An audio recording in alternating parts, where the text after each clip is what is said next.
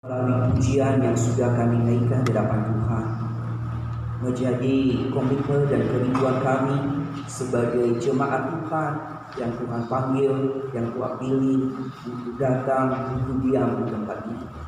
Dalam melalui pujian ini ya Tuhan, kami memiliki kerinduan, memiliki keinginan yang terus menerus dengan kebenaran firman. Tuhan berkati seluruh jemaat-Mu yang hadir di tempat ini. Karena kami adalah rindu, haus akan kebenaran firman-Mu. Pada saat ini kami mau belajar kebenaran firman-Mu. Mari Tuhan tolong berkati setiap kami. Biar kami hati yang terbuka, biar kami hati yang fokus di dalam mendengarkan, di dalam memahami firman-Mu yang mohon Roh Kudus-Mu memimpin setiap kami, menjauhkan kami dari roh kegelapan yang ingin mencuri kebenaran firman Tuhan di dalam hidup kami. Tuhan berkati juga hamba-Mu yang akan menyampaikan firman ini. Hamba-Mu menyadari bahwa hamba terbatas di dalam berkata-kata, di dalam menyampaikan firman ini. Tuhan tolong berikan hikmat, inti tuntun sesuai seluruh dengan kehendak-Mu, sehingga firman yang akan hamba-Mu sampaikan diberitakan sesuai dengan kehendak-Mu. Serahkan ya Tuhan untuk waktu kebenaran firman ini dan awal pekan hingga akhirnya, dan nama-Mu ditinggikan dan dipuji di dalamnya. Kedua kami yang di dalam nama Tuhan Yesus bersama kami hidup, kami berdoa dan mengucap syukur. Amin. Selamat pagi Bapak Ibu. Bagaimana kabarnya? Puji Tuhan kalau kabarnya baik. Tapi saya melihat ada begitu banyak jemaat Tuhan yang tidak hadir hari ini. Semoga mereka tetap dalam keadaan sehat dan baik-baik.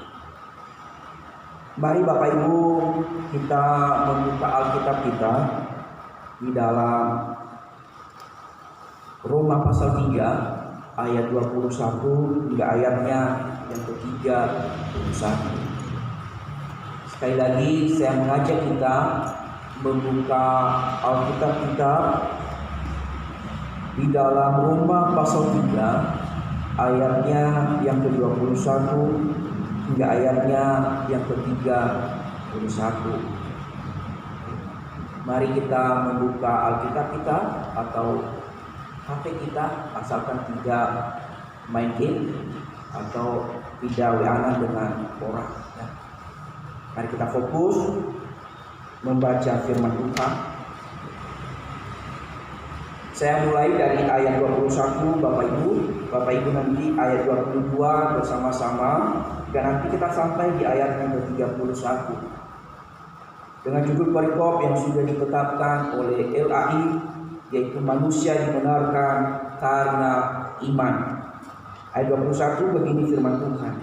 Tetapi sekarang tanpa hukum Taurat, kebenaran Allah telah dinyatakan seperti yang disaksikan dalam kitab Taurat dan kitab-kitab para nabi. 1, 2, 3. Yaitu kebenaran Allah dan iman dalam Yesus Kristus bagi semua orang yang percaya, sebab tidak ada perbedaan. Karena semua orang telah berbuat dosa dan telah kehilangan kemuliaan Allah, Dan oleh kasih karunia telah dibenarkan dengan cuma-cuma karena penebusan dalam Kristus Yesus. Kristus Yesus telah ditentukan Allah menjadi jalan pendamai karena iman dalam darahnya. Hal ini dibuatnya untuk menunjukkan keadilannya, karena ia telah membiarkan dosa-dosa yang telah terjadi dahulu pada masa kesabarannya. Maksudnya adalah untuk menunjukkan keadilannya pada masa ini, supaya nyata bahwa ia benar dan juga membenarkan orang yang percaya kepada Yesus. Jika demikian, apakah dasarnya untuk bermegah? Tidak ada. Berdasarkan apa? Berdasarkan perbuatan? Tidak, melainkan berdasarkan iman. Dari mana kami yakin bahwa manusia dibenarkan karena iman, yang benarkan dia melakukan hukum Taurat. Atau adakah Allah hanya Allah orang Yahudi saja? Bukankah ia juga adalah Allah bangsa-bangsa lain? Ya benar, ia juga adalah Allah bangsa-bangsa lain. Artinya ada satu Allah yang akan membenarkan baik orang-orang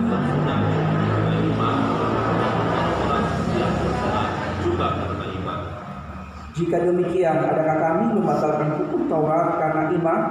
Sama sekali tidak. Sebaiknya kami menerukannya.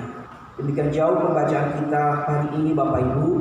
Yang dikatakan adalah berbahagialah setiap kita yang membaca, merenungkan, terlebih yang melakukan firman Tuhan itu di dalam kehidupan setiap hari.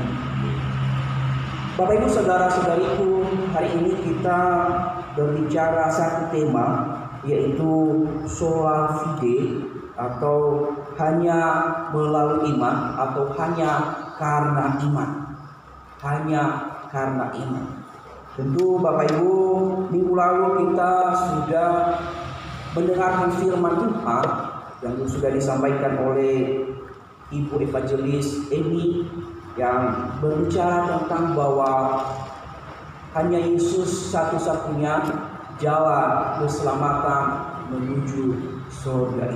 Nah, hari ini kita melanjutkan bahwa pembenaran atau keselamatan itu hanya bisa didapatkan melalui iman, atau hanya karena iman seseorang bisa dibenarkan, seseorang bisa diselamatkan.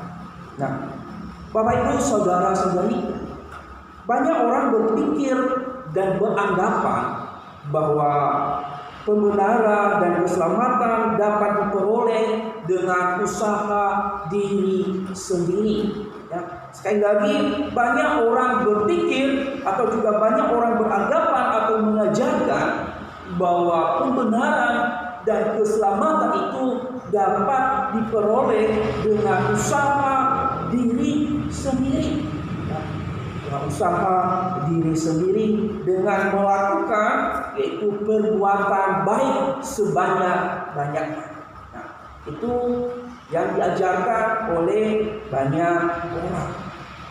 Bahkan juga ada orang yang beranggapan, berpikir bahwa keselamatan atau pembenaran itu dapat diperoleh melalui dengan rajin beribadah, taat di dalam melakukan ibadah. Ya, itu termasuk tadi di dalam perbuatan baik. Artinya bahwa keselamatan pembenaran dapat diperoleh oleh setiap manusia dengan usaha diri sendiri. Itu ajaran banyak orang dan juga ajaran yang berbeda iman. Tetapi Bapak Ibu, saya mau katakan pada hari ini, usaha manusia tidak dapat memberikan keselamatan dan pembenaran di dalam kita mendapatkan keselamatan ini. Manusia tidak bisa menyelamatkan dirinya sendiri. Manusia tidak bisa membenarkan dirinya sendiri. Manusia tidak bisa mengusahakan dengan perbuatan baiknya ia memperoleh keselamatan. Firman Tuhan berkata di dalam Efesus pasal 2 ayat 8 sampai 9. Bisa kita melihat, sebab karena kasih karunia kamu diselamatkan oleh iman. Itu bukan hasil usahamu, tetapi pemberian Allah. Itu bukan hasil pekerjaanmu, jangan ada orang yang memegahkan diri. Ini adalah tegas bahwa firman Tuhan mengatakan, Alkitab mengatakan bahwa manusia tidak bisa menyelamatkan dirinya sendiri. Manusia tidak bisa menyelamatkan atau membenarkan dirinya dengan usahanya sendiri. Manusia bisa dibenarkan dan diselamatkan hanya oleh karena kasih karunia Allah melalui iman. Nah, tentu iman kepada siapa? Nah, ini harus kita pertanyaan, iman kepada siapa? Tentu iman kepada Yesus Kristus yang sudah ditentukan oleh Allah sebagai penebus satu-satunya di dunia. Nah, jadi Bapak Ibu, keselamatan adalah kasih karunia atau pemberian Allah 100%. Ya. Sekali lagi, keselamatan atau pembenaran itu adalah pemberian Allah 100% kepada manusia. Di dalam keselamatan, di dalam pembenaran itu tidak ada andil manusia di dalam. Semuanya adalah pemberian Allah 100% tanpa usaha manusia di dalam. Itu ajaran di dalam Alkitab atau ajaran kita sebagai orang Kristen. Kalau ajaran agama lain, ya tadi sudah saya katakan bahwa dengan melakukan perbuatan baik sebanyak-banyaknya, dengan rajin beribadah, taat di dalam beribadah, dan mereka bisa mendapatkan keselamatan menurut anggapan mereka. Tetapi kita sebagai orang Kristen, kita percaya bahwa keselamatan dan kebenaran 100% berasal dari Allah. Tidak ada usaha manusia di dalamnya. Nah, Bapak Ibu, saudara-saudariku, kita harus tahu bahwa keselamatan adalah kasih karunia atau pemberian Allah 100% tanpa keterlibatan manusia di dalamnya. Manusia diselamatkan karena iman kepada Yesus Kristus. Sekali lagi, manusia diselamatkan karena iman kepada Yesus Kristus. Kita baca di dalam Roma, Bapak Ibu, di dalam Roma 10 ayat 9 sampai 10. Di sana ditegaskan bahwa sebab jika kamu mengaku dengan mulutmu bahwa Yesus adalah Tuhan dan percaya dalam hatimu bahwa Allah telah membangkitkan Dia dari antara orang mati, maka kamu akan diselamatkan. Karena dengan hati orang percaya dibenarkan dan dengan mulut orang mengaku dan diselamatkan. Jadi jelas bahwa keselamatan dan pembenaran adalah hanya diperoleh melalui iman kepada Yesus Kristus. Jadi Bapak Ibu, di dalam pembacaan kita hari ini, di dalam Roma pasal 3 ayat 21 sampai 31, di sana kita melihat Rasul Paulus menjelaskan dengan detail kepada orang-orang percaya, orang Yahudi dan orang non-Yahudi atau orang Yunani saat itu, tentang bahwa keselamatan itu hanya melalui pembenaran, itu hanya melalui iman, hanya karena. Di sana jelas bahwa Paulus menuliskan hal ini, menjelaskan hal ini, karena ada satu problem yang terjadi di dalam jemaat Roma saat itu. Karena di dalam jemaat Roma yang orang-orang percaya, orang-orang berasal dari Yahudi dan orang-orang juga yang non-Yahudi atau Yunani, terlebih-lebih orang Yahudi ini bermegah menganggap bahwa mereka diselamatkan karena melakukan hukum Taurat, taat melakukan Taurat. Sehingga mereka bermegah bahwa mereka yang paling benar, mereka yang paling diselamatkan daripada orang-orang Yunani. Dan dengan masalah ini, Paulus datang memberikan pemahaman pengenalan yang benar kepada orang-orang yang mengaku percaya kepada Yesus Kristus, tetapi masih menganggap bahwa dia dibenarkan karena melakukan hukum Taurat. Di sana Paulus hadir untuk menjelaskan bahwa kamu diselamatkan bukan karena usaha melakukan hukum Taurat, bukan karena ketaatan di dalam beribadah. Tidak boleh menganggap diri bahwa engkau bisa mendapatkan keselamatan, engkau bisa bermegah karena melakukan hukum Taurat. Paulus mengajarkan bahwa tidak ada bedanya, sekalipun kamu statusnya adalah orang Yahudi dan statusnya adalah orang Yunani, tidak ada bedanya. Di hadapan Kristus, di hadapan Allah adalah sama. Ketika kita mengaku percaya bahwa Yesus adalah Tuhan dan Juru Selamat, itu adalah sama kita. Ini yang dijelaskan oleh Paulus.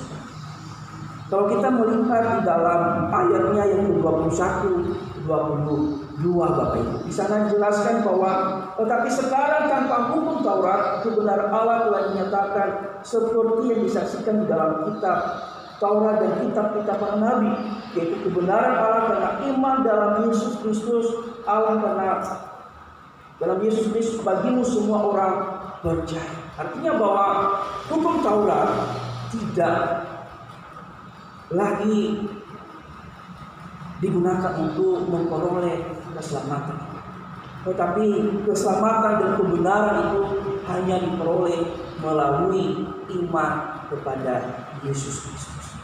Dan hal ini ditegaskan oleh Paulus bahwa manusia tidak bisa menyelamatkan dan tidak bisa membenarkan dirinya sendiri. Karena orang-orang Yahudi berkata, kami loh keturunan Abraham, kami yang diberikan oleh Engkaulah kami yang layak di hadapan Allah. Paulus menegaskan di dalam ayat yang ke-23, Bapak Ibu. Di sana dikatakan di dalam ayat 23 bahwa karena semua orang telah berbuat dosa dan telah dibilang kemuliaan Allah, dan oleh karunia telah dimenangkan dengan cuma-cuma karena penebusan dalam Kristus Yesus. Artinya apa yang dikatakan oleh Paulus di sini? Bahwa kita ini harus menyadari bahwa kita ini adalah manusia yang telah jatuh dalam dosa. Kita ini adalah rusak total. Kalau kita lihat di dalam Kejadian pasal 3, bahwa kita ini adalah sudah jatuh dalam dosa sejak Adam dan Hawa melanggar perintah Allah. Sejak itulah manusia rusak total, tidak lagi memiliki pembenaran di dalam dirinya, yang menjadi musuh Allah. Dan sejak itu manusia ada di bawah hukum atau murka Tuhan. Manusia tidak lagi bisa mendapatkan keselamatan. Paulus menegaskan bahwa manusia itu loh, dia sudah rusak total, tidak bisa dalam usaha sendiri. Contohnya Bapak Ibu, kalau di dalam pengadilan seseorang telah melakukan kesalahan dan dia tahu bahwa kesalahan itu, dia sadar bahwa dia telah melakukan. Tentu ketika dia mengerti bahwa dia benar-benar bersalah, tentu di hadapan pengadilan dia tidak bisa lagi membela dirinya. Dia tidak bisa mengelak bahwa saya belum melakukan hal keji atau melakukan pembunuhan. Tentu yang dia harapkan adalah hanya belas kasihan dari para hakim atau dari para orang-orang yang sedang berpengadilan. Demikian juga kehidupan manusia. Ketika manusia sudah rusak total, manusia tidak bisa lagi membela dirinya sendiri. Selain hanya mengharapkan belas kasihan, selain hanya mengharapkan kasih karunia Allah di dalam hidup. Paulus tegaskan bahwa manusia tidak lagi bisa menyelamatkan dirinya sendiri. Tetapi keselamatan dan kebenaran itu diberikan oleh Allah secara cuma-cuma kepada manusia melalui pengorbanan Yesus Kristus di atas kayu salib. Dia mati disalibkan. Dia turun dalam kerajaan maut, dan pada hari ketiga dia bangkit dan dia naik ke surga. Inilah keselamatan yang dikerjakan oleh Allah. Inilah penebusan yang dikerjakan oleh Allah melalui pribadi Yesus Kristus yang dari surga turun ke dunia untuk membenarkan, untuk menebus manusia yang telah jatuh di dalam dosa. Kita lihat di dalam ayatnya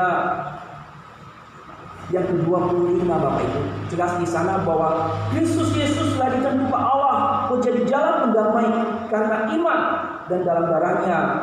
Hal ini dibuatnya untuk menunjukkan keadilannya karena ia telah membiarkan dosa-dosa yang telah terjadi dahulu pada masa kesabaran. Artinya bahwa keselamatan dan kebenaran hanya ada di dalam Yesus Kristus, karena Yesus yang ditentukan oleh Allah Bapa untuk menjadi pendamai, penebus melalui pengorbanannya, melalui darahnya yang tercurah di atas. Barang siapa percaya kepada Yesus Kristus, anak Allah itu, yang telah mengorbankan dirinya, dia memperoleh keselamatan, dia dibenarkan. Di dalam Yohanes pasal 3 ayat 16, di sana jelas katakan Bapak Ibu hafal Yohanes 3 ayat 16. Coba disebutkan bersama-sama, 1, 2, 3. Karena begitu besar kasih Allah.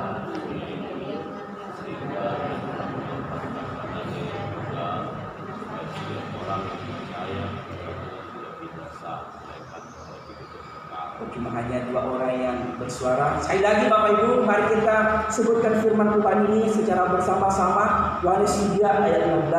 Karena begitu besar kasih Allah akan dunia ini, sehingga Ia telah mengaruniakan anaknya yang tunggal, supaya setiap orang yang percaya kepadanya tidak binasa, melainkan beroleh hidup. Harusnya dihafal Bapak Ibu. Ayat ini adalah ayat emas di dalam. Jadi jelas bahwa hanya melalui iman kepada Yesus Kristus kita bisa dibenarkan. Kalau banyak orang mengatakan, oh, Kristen itu loh gampang sekali, mudah sekali, hanya beriman kepada Yesus sudah diselamatkan. Mereka tidak ada usaha. Sehingga banyak orang berpikir bahwa orang Kristen itu tidak ada tuntutan harus begini-begini.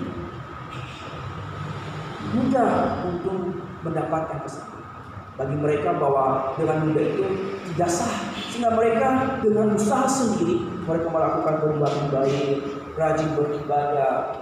Dan itu yang mereka anggap bahwa mereka dapat keselamatan. Tapi kita orang Kristen tanpa usaha kita. Mengapa? Karena kita ini adalah orang berdosa. Karena kita ini adalah sudah dosa total, kehilangan kemuliaan Allah di dalam ayat 22. Tidak lagi bisa menyelamatkan diri sendiri. Maka hanya melalui Yesus Kristus kita bisa memperoleh keselamatan. Dan dikatakan bahwa hanya melalui iman kita percaya kepada Yesus Kristus, kita dibenarkan di hadapan. Jadi Bapak Ibu, di dalam ayatnya yang ke-27 dan 30, di sana Paulus menegur dengan keras para orang-orang Yahudi atau orang-orang percaya yang memegahkan diri bahwa dia diselamatkan karena melakukan hukum Taurat, karena melakukan perbuatan baik. Di sana Paulus menegur, tidak boleh bermegah. Tidak boleh kita menganggap diri paling benar. Kita tidak boleh menganggap bahwa Allah yang menyelamatkan itu hanya Allah saya, bukan Allah orang lain. Di sana Paulus menegur bahwa setiap orang, baik dari kalangan orang Yahudi termasuk bangsa-bangsa lain, ketika dia beriman percaya kepada Yesus, dia memiliki Allah yang sama. Jadi jelas di dalam ayat 27 sampai 30 di sana Paulus menegur bahwa kita tidak boleh menganggap orang lain yang beda suku tetapi masih seiman dengan kita, menganggap bahwa mereka berbeda. Itu ditegur. Jadi Bapak Ibu, melalui firman Tuhan ini, melalui kehidupan jemaat orang Roma, kita juga diingatkan bahwa kita diselamatkan bukan karena usaha, bukan karena baiknya kita, tetapi karena Kristus telah mati bagi kita, karena Yesus telah disalibkan bagi kita. Dan dengan kita beriman percaya kepada Yesus, kita memperoleh keselamatan. Pertanyaannya, sudahkah Bapak Ibu beriman percaya sungguh-sungguh kepada Yesus Kristus itu? Amin. Orang ragu. Perlu ditegaskan, sudahkah Bapak Ibu beriman dan percaya kepada Yesus Kristus sebagai Tuhan dan Juru Selamat? Amin. Kalau masih ragu-ragu Bapak Ibu, tapi kita masih belum. Ketika kita mengaku percaya bahwa Yesus adalah Tuhan satu-satunya Juru Selamat, maka disitulah kita bisa. Ingat bahwa keselamatan Bapak Ibu bukan karena usaha kita, bukan karena perbuatan. Ingat, Yesuslah yang mengerjakan keselamatan itu di dalam dirinya, di atas manusia. Apa yang harus kita lakukan? Sebagai orang yang sudah diselamatkan, sebagai orang yang sudah dibenarkan di hadapan Allah, sebagai orang yang sudah dikuduskan, disucikan di hadapan Allah, tentu kita harus tetap setia kepada Yesus Kristus, sekalipun kita menghadapi banyak tantangan, cobaan di dalam hidup. Jangan pernah kita meninggalkan iman kita kepada Yesus. Tetaplah setia. Barang siapa setia akan dikaruniakan mahkota kehidupan. Jadi Bapak Ibu, hari ini kita dibenarkan bukan karena hebatnya saya, bukan karena hebatnya Bapak. Tapi kita dibenarkan hanya karena kasih karunia Allah melalui iman kepada Yesus Kristus. Dalam firman Tuhan yang singkat ini mengingatkan kita bahwa keselamatan hanya ada di dalam Yesus Kristus. Barang siapa percaya kepadanya, dia akan memperoleh hidup kekal. Amin. Mari kita berdoa. Minta Bapak Sugiono memimpin kita dalam doa.